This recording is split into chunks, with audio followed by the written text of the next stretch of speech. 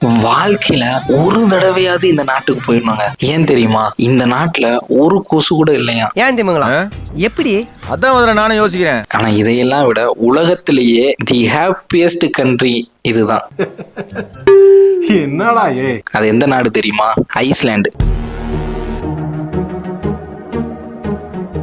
Iceland ஒரு சின்ன நாடு தாங்க. கிட்டத்தட்ட ஒரு 4 லட்சம் பேர் தான் வாழ்றாங்க. தமிழ்நாட்டுல ஒரு டிஸ்ட்ரிக்ட்ல பாதி மக்கள் தொகைக்கு கம்மியா தாங்க இருக்காங்க. ஆனா அவங்களுடைய மனசு ரொம்ப பெருசுங்க. சொல்ல போனா லைஃப் என்ஜாய் பண்ணி வாழ்றாங்க.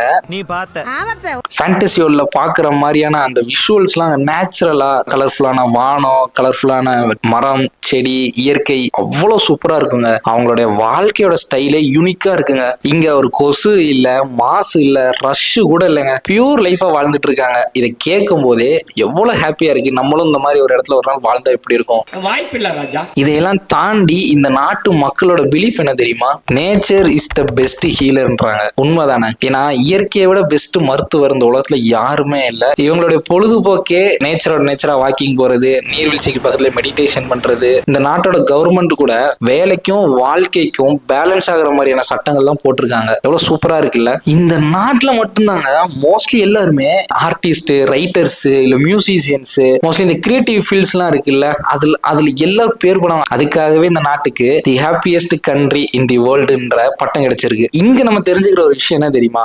ஹாப்பினஸ்ங்கிறது லக்ஸுரி கிடையாது. சிம்பிளான லைஃபை புரிஞ்சுக்கிற மனசுதான். உங்களுக்கு ஐஸ்லாந்து போகணும்னு விருப்பம் இருந்ததுன்னா ரெட் ஹார்ட்டை கமெண்ட் பண்ணுங்க. மோர் இன்ஃபர்மேட்டிவ் சேனலுக்கு ஃபாலோ பண்ணுங்க. தேங்க்யூ.